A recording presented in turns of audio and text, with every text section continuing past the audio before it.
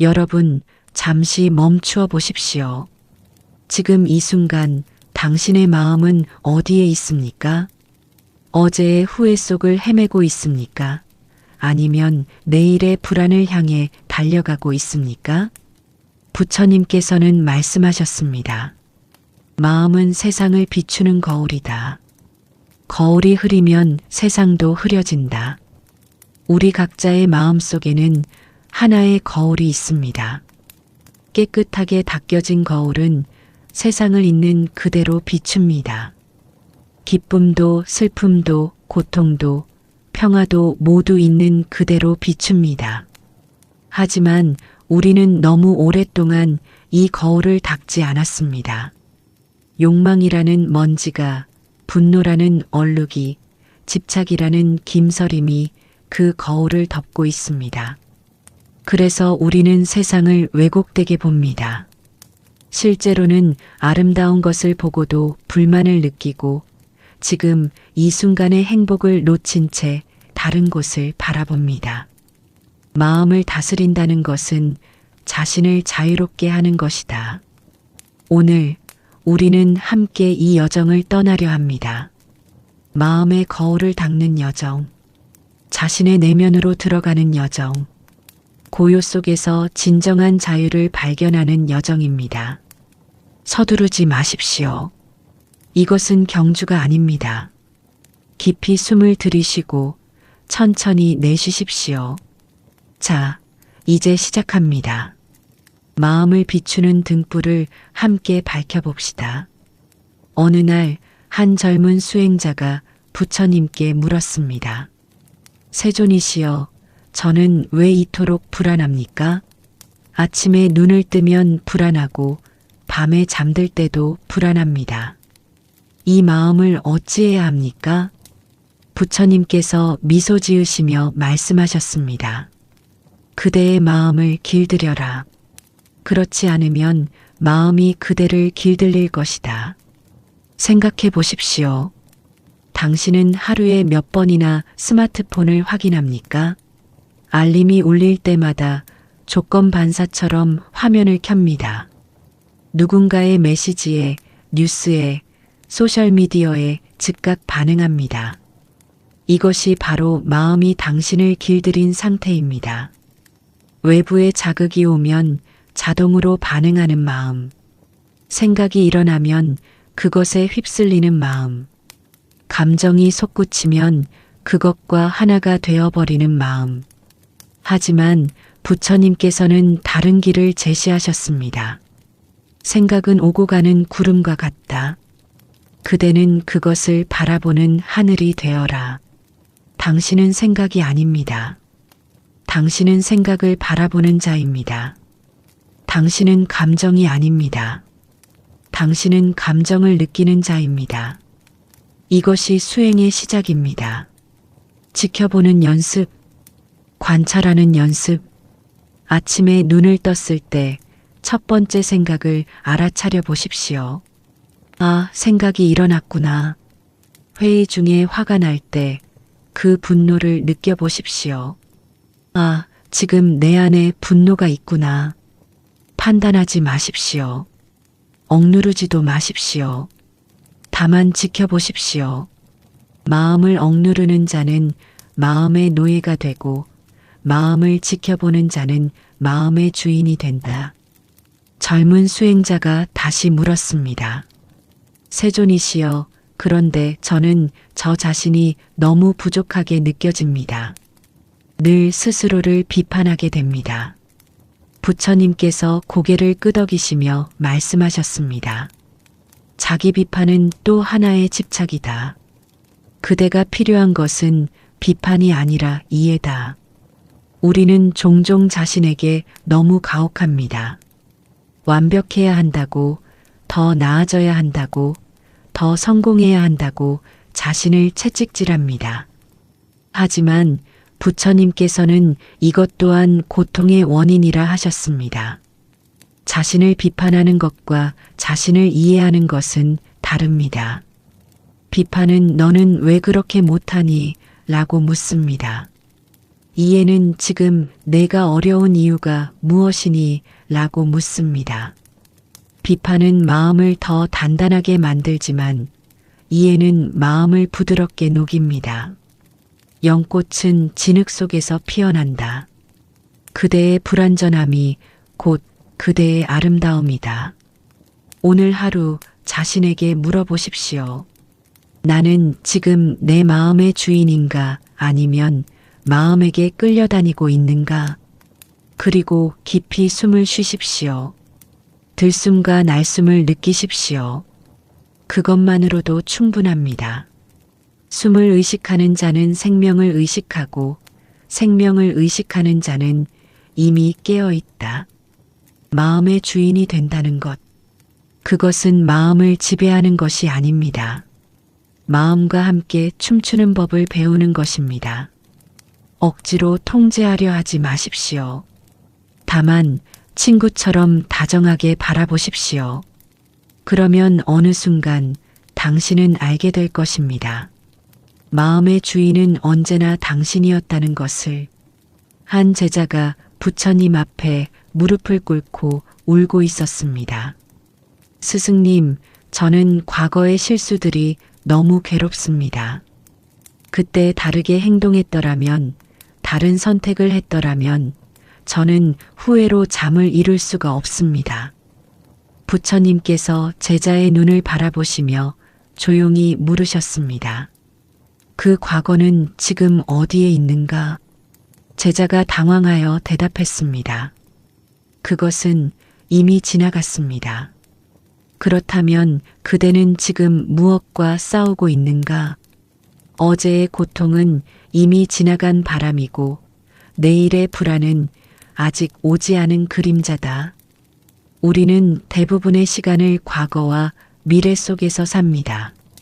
아침에 일어나자마자 어제의 일을 되새김질하거나 오늘 해야 할 일들을 걱정합니다. 출근길에는 과거의 대화를 반복해서 떠올리거나 미래의 회의를 머릿속으로 리허설합니다. 점심을 먹으면서도 스마트폰을 보며 다른 세계에 빠져 있습니다. 그리고 하루가 끝날 무렵 우리는 깨닫습니다. 오늘 하루 나는 진정으로 살아 있었는가? 부처님께서 말씀하셨습니다. 과거는 이미 죽었고 미래는 아직 태어나지 않았다. 오직 현재만이 살아있다.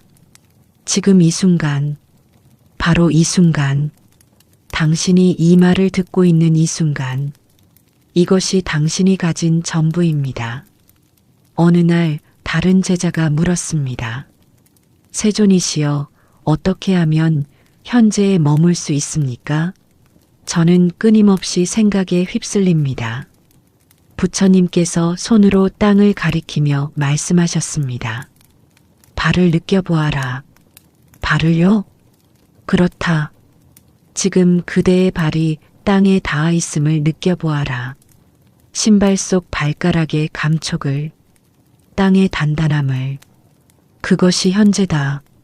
몸이 있는 곳에 마음을 두어라. 그것이 현재에 사는 법이다. 너무나 단순합니다. 하지만 얼마나 어려운지요. 지금 당신의 호흡을 느껴보십시오. 공기가 코를 통해 들어옵니다. 가슴이 부풀어 오릅니다. 그리고 천천히 공기가 빠져나갑니다. 이것이 현재입니다. 손에 쥔 컵의 따뜻함, 의자에 닿은 등의 감촉, 귀에 들리는 소리, 이 모든 것이 현재입니다. 지금 이 순간을 놓치는 자는 모든 것을 놓친다. 왜일까요? 왜 우리는 현재에 머무는 것이 이토록 어려울까요? 부처님께서는 이렇게 설명하셨습니다. 마음은 안정을 두려워한다. 고요 속에서 자신의 진실을 마주해야 하기 때문이다. 우리는 바쁘게 살아갑니다. 끊임없이 무언가를 하고 생각하고 계획합니다. 왜냐하면 멈추는 순간 우리는 자신과 마주해야 하기 때문입니다. 외로움과 불안과 공허함과 하지만 부처님께서는 말씀하셨습니다. 그대가 피하는 것이 바로 그대가 치유해야 할 것이다. 현재에 머문다는 것은 도망치지 않는다는 것입니다. 기쁨도 슬픔도 고통도 평화도 있는 그대로 느끼는 것입니다. 어느 날 한 수행자가 깨달음을 얻었다고 부처님께 말씀드렸습니다. 세존이시여, 저는 이제 알았습니다. 모든 것은 무상합니다. 변합니다. 사라집니다. 부처님께서 미소 지으시며 말씀하셨습니다. 그렇다. 그런데 그대는 무엇을 느끼는가? 슬픔을 느낍니다. 모든 것이 변한다니 얼마나 슬픈 일입니까? 부처님께서 고개를 저으셨습니다. 무상은 슬픔이 아니라 자유다. 모든 것이 변하기에 고통도 영원하지 않다. 깊이 생각해 보십시오. 지금 당신을 괴롭히는 그 문제, 그것도 변할 것입니다. 지금 당신을 사로잡고 있는 그 감정, 그것도 지나갈 것입니다. 봄이 여름이 되고 여름이 가을이 되듯이 영원히 변하는 세상 속에서 변하지 않는 중심을 찾아라. 그것이 그대의 고요한 마음이다. 오늘 하루 한 번만이라도 멈추어 보십시오. 지금 이 순간에 숨을 쉬고 있는 자신을 느껴보십시오. 살아있음을 느껴보십시오. 그것만으로도 충분합니다. 그대는 지금 숨 쉬고 있는가? 그렇다면 그대는 기적을 살고 있다. 과거는 이미 끝났습니다. 미래는 아직 오지 않았습니다. 오직 지금 이 순간만이 당신의 것입니다. 이 순간을 놓치지 마십시오. 이것이 당신의 인생입니다. 한 제자가 부처님을 찾아왔습니다. 그의 얼굴은 분노로 일그러져 있었습니다. 세존이시여, 저는 용서할 수 없습니다. 그 사람이 제게 한 일을 밤마다 그 생각에 잠을 이룰 수 없습니다. 이 분노가 저를 집어삼킵니다. 부처님께서는 아무 말씀 없이 불씨가 남아있는 화로에서 뜨거운 숯을 집어드셨습니다. 제자가 놀라 소리쳤습니다. 세존님, 손을 대이십니다. 부처님께서 조용히 숯을 내려놓으시며 말씀하셨습니다. 뜨거운 돌을 쥐고 있으면서 남을 향해 던지려 하지 말라. 먼저 되는 것은 그대 자신이다. 분노. 우리는 모두 그것을 압니다. 가슴 속에서 타오르는 불길을, 온몸을 뜨겁게 달구는 그 감정을, 누군가 우리를 부당하게 대했을 때, 약속을 어겼을 때, 배신했을 때, 우리는 생각합니다. 나는 화낼 자격이 있어. 나는 피해자야. 하지만 부처님께서는 말씀하셨습니다. 분노는 정의가 아니다. 분노는 그대가 마시는 독약이다. 생각해 보십시오.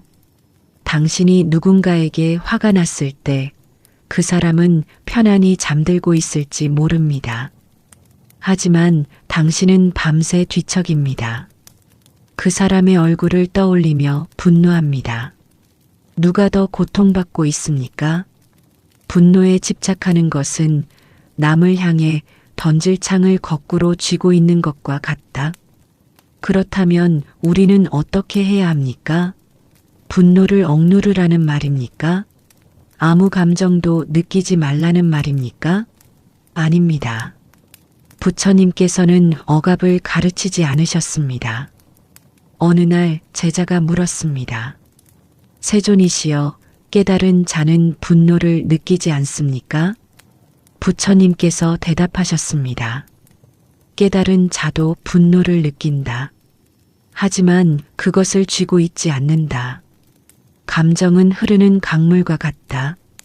그것을 막으려 하지 말고 흐르도록 두어라. 분노가 일어날 때 그것을 느끼십시오. 아, 지금 내 안에 분노가 있구나. 하지만 그것과 동일시하지 마십시오. 나는 화가 났어가 아니라 지금 분노라는 감정이 일어났구나. 이 작은 차이가 모든 것을 바꿉니다. 당신은 분노가 아닙니다. 분노는 당신 안을 지나가는 하나의 에너지일 뿐입니다. 구름이 하늘을 가릴 수는 있어도 하늘 자체가 될 수는 없다. 그리고 고통? 우리 인생에는 고통이 있습니다.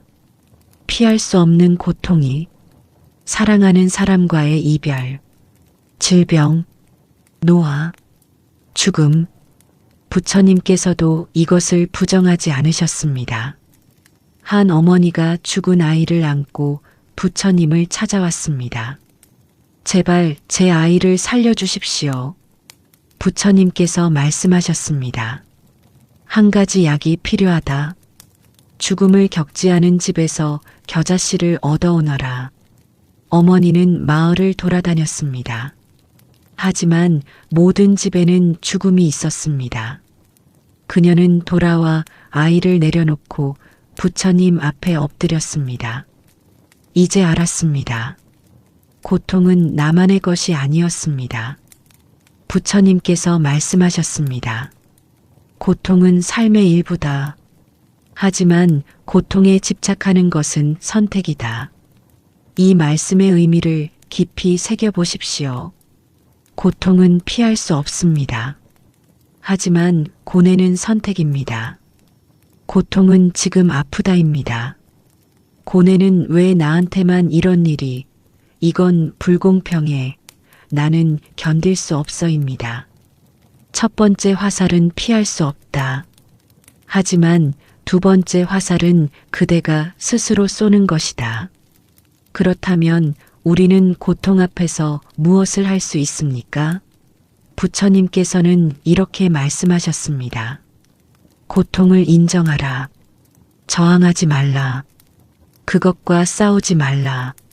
그저 그것이 있음을 알아차리라. 당신이 아플 때 이 고통이 빨리 사라지길 바라는 대신 지금 나는 아픔을 느끼고 있구나 하고 인정해 보십시오.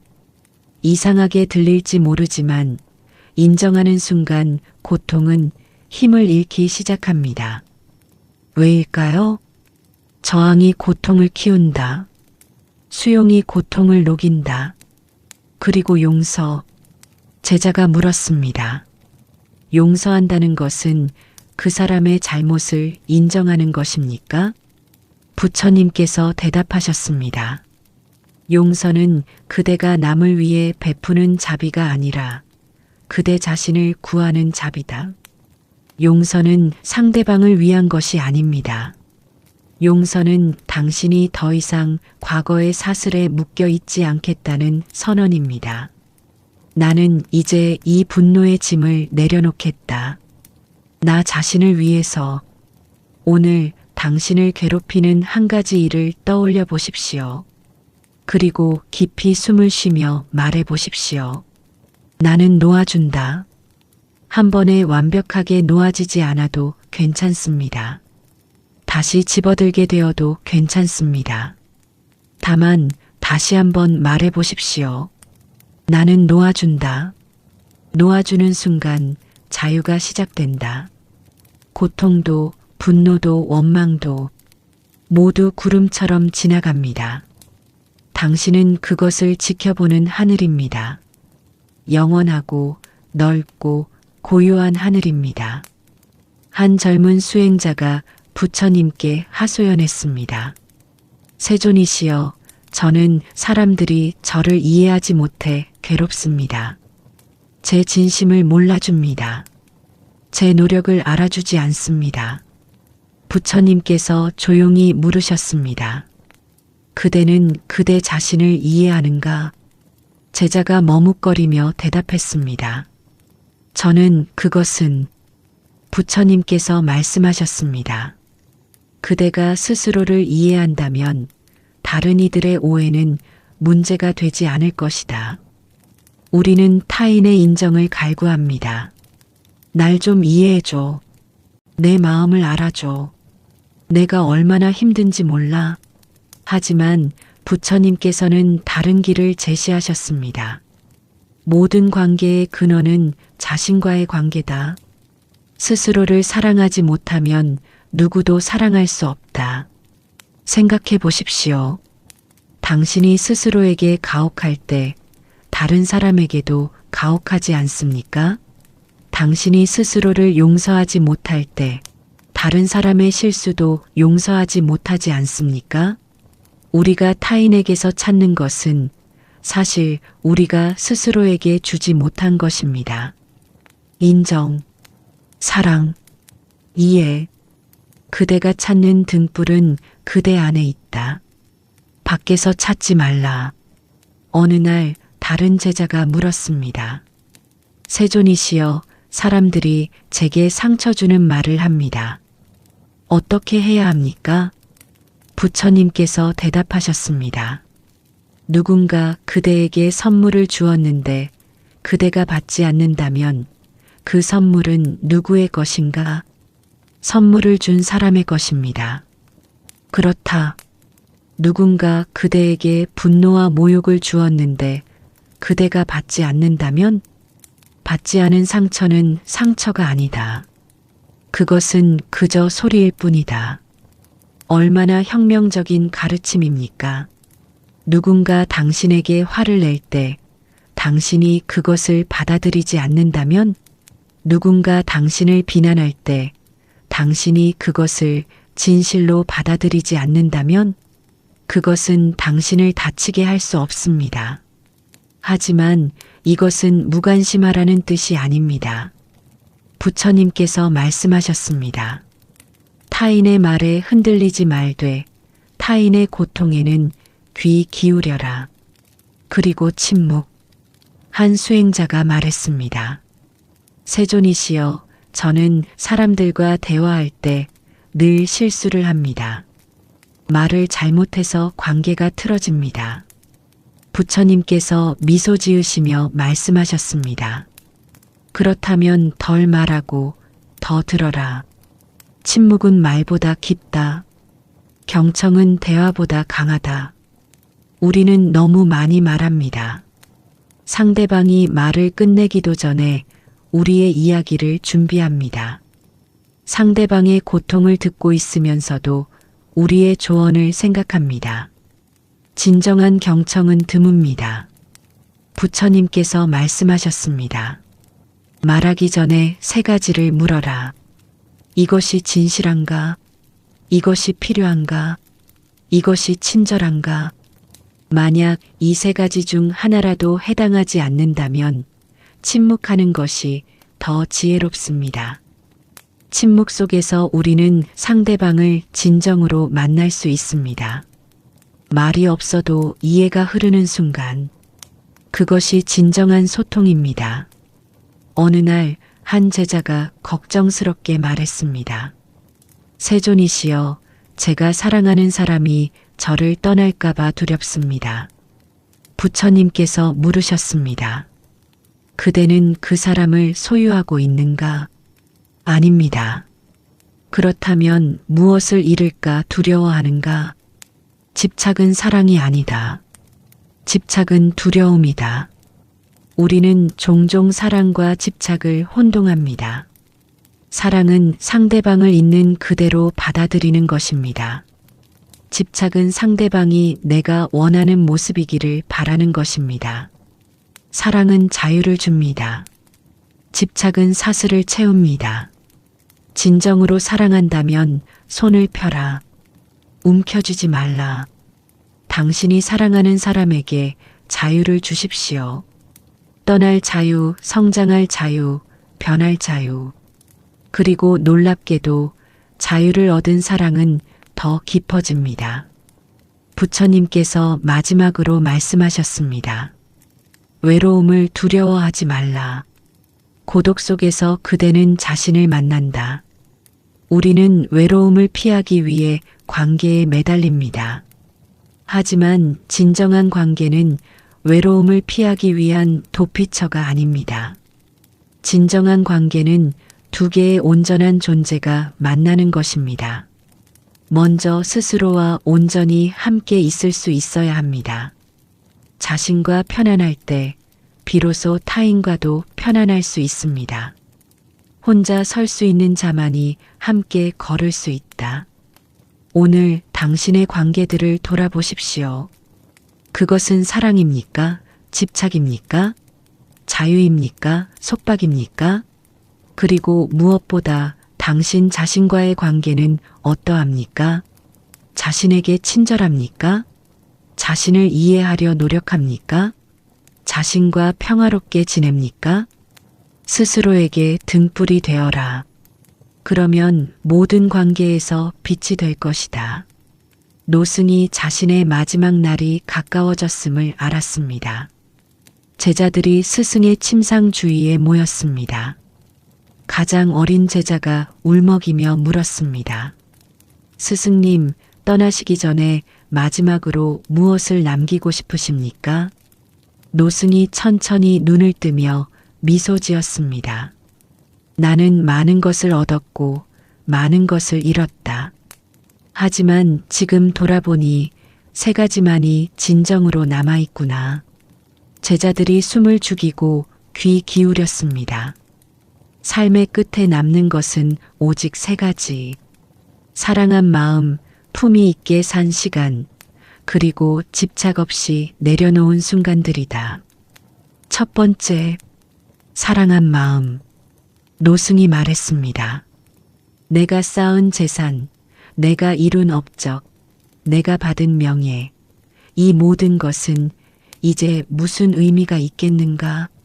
하지만 내가 누군가를 진심으로 사랑했던 그 순간들, 제자를 격려했던 말, 길 잃은 이에게 건넨 따뜻한 미소, 그것들은 아직도 내 가슴 속에서 빛나고 있다.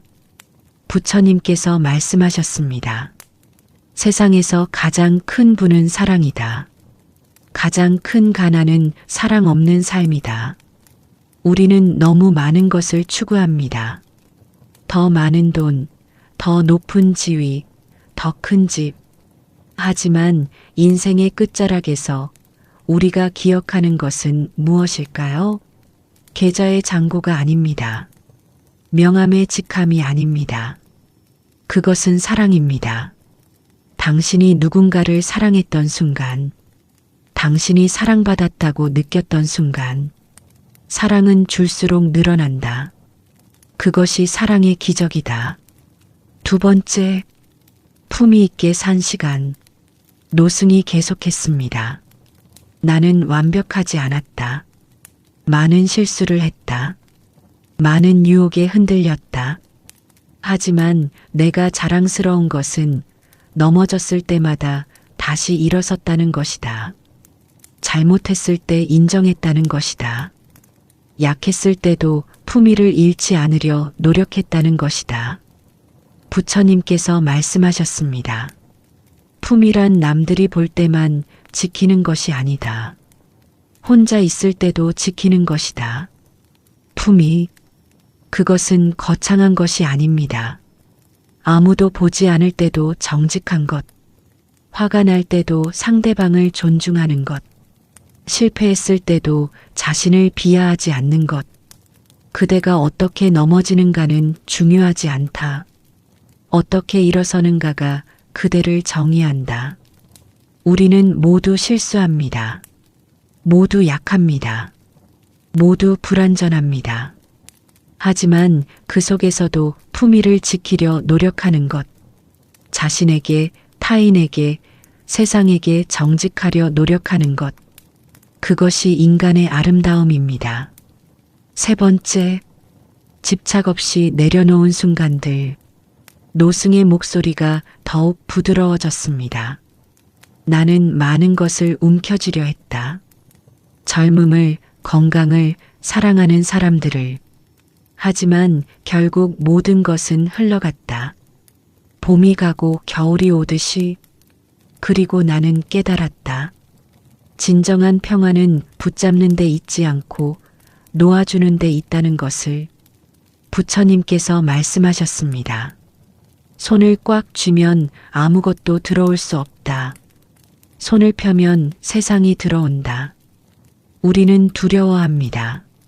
놓아주면 잃을까봐, 사라질까봐, 혼자 남을까봐. 하지만 진실은 정반대입니다. 놓아주는 순간 우리는 비로소 자유로워집니다. 강물은 움켜쥘 수 없다. 하지만 손을 담그면 그대는 강물과 하나가 된다. 노승이 마지막으로 말했습니다. 자식들아, 나는 이제 떠난다. 하지만 슬퍼하지 말라. 나는 좋은 인생을 살았다. 완벽하지는 않았지만 진실했다. 사랑했고 품위 있게 살려 노력했고 마지막에는 모든 것을 놓아줄 수 있었다. 이것이 내가 그대들에게 남기는 것이다. 부처님께서 말씀하셨습니다. 잘 사는 것과 오래 사는 것은 다르다. 하루를 살아도 깨어 있으면 그것으로 충분하다. 지금 이 순간 당신에게 묻습니다. 당신의 인생 마지막 날 무엇이 남아있기를 바랍니까? 얼마나 많이 가졌는가? 얼마나 유명했는가? 아닙니다. 얼마나 사랑했는가? 얼마나 진실하게 살았는가? 얼마나 자유로웠는가? 그대의 무덤 앞에 꽃을 놓을 사람이 아니라 그대의 삶에 감동받을 사람을 남겨라. 노승이 눈을 감았습니다. 평화로운 미소가 그의 얼굴에 머물렀습니다. 제자들은 울었지만 그것은 슬픔만의 눈물이 아니었습니다. 감사의 눈물이었습니다. 사랑의 눈물이었습니다. 왜냐하면 그들은 알았기 때문입니다. 스승이 진정으로 자유로워졌다는 것을. 부처님께서 말씀하셨습니다. 탄생은 기쁨이고 죽음도 기쁨이다. 집착이 없으면 모든 것이 자유다. 오늘부터 당신도 시작하십시오. 사랑하는 연습을, 품위 있게 사는 연습을, 놓아주는 연습을. 한 번에 완벽할 필요는 없습니다. 한 걸음씩, 하루씩. 그렇게 당신의 인생은 아름다운 한 편의 시가 될 것입니다. 그대의 인생은 그대가 쓰는 시다. 아름답게 써라.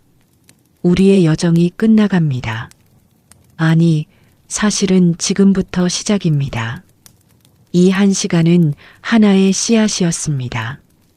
당신의 마음에 심어진 깨달음의 씨앗. 이제 그것을 키우는 것은 당신의 몫입니다. 부처님께서 열반에 드시기 전 마지막으로 하신 말씀이 있습니다. 제자들이 울며 물었습니다. 세존님이 떠나시면 우리는 누구를 따라야 합니까? 부처님께서 대답하셨습니다. 스스로에게 등불이 되어라. 법의 등불이 되어라. 다른 것에 의지하지 말라. 여러분, 당신이 찾던 등불은 당신 안에 있습니다. 지혜도 평화도 자유도 모두 당신 안에 있습니다. 밖에서 찾지 마십시오. 지금 당신과 함께 하나의 명상을 하겠습니다. 천천히 눈을 감으십시오. 아직 감지 않으셨다면 지금 감아도 좋습니다. 깊이 숨을 들이쉬십시오. 천천히 내쉬십시오. 한 번 더 들이쉬고 내쉬십시오. 이제 당신의 마음 깊은 곳을 바라보십시오. 그곳에 작은 등불이 하나 있습니다. 고요하게 빛나고 있습니다. 그것이 당신의 본성입니다. 흔들리지 않고 변하지 않고 영원히 빛나는 당신의 진실. 이 등불은 언제나 거기 있었습니다. 당신이 화났을 때도 슬펐을 때도 두려웠을 때도 다만 구름에 가려져 보이지 않았을 뿐입니다. 이제 그 구름을 걷어내십시오. 욕망의 구름, 분노의 구름, 두려움의 구름. 그리고 당신의 등불을 바라보십시오. 부처님께서 말씀하셨습니다. 부처는 멀리 있지 않다. 지금 당신의 고요한 마음속, 그 한 줄기 자비로 빛나고 있다. 당신은 이미 완전합니다. 당신은 이미 깨끗합니다. 당신은 이미 자유롭습니다. 다만 그것을 잊고 있었을 뿐입니다. 이제 천천히 눈을 뜨십시오. 당신은 다시 일상으로 돌아갈 것입니다. 출근하고, 일하고, 관계하고, 살아갈 것입니다. 하지만 이제 당신은 압니다. 당신 안에 등불이 있다는 것을. 힘들 때 그 등불을 바라보십시오. 외로울 때 그 등불을 기억하십시오. 길을 잃었을 때 그 등불이 길을 비출 것입니다. 그대 안의 빛을 믿으라. 그것은 결코 꺼지지 않는다. 마지막으로 하나의 이야기를 들려드리겠습니다. 한 제자가 깨달음을 얻은 후 부처님께 물었습니다. 세존이시여, 이제 저는 무엇을 해야 합니까? 부처님께서 미소 지으시며 말씀하셨습니다. 물을 길어라. 나무를 쪼개라.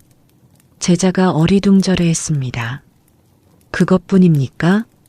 깨달음 전에는 나무를 쪼개고 물을 깃는다. 깨달음 후에도 나무를 쪼개고 물을 깃는다.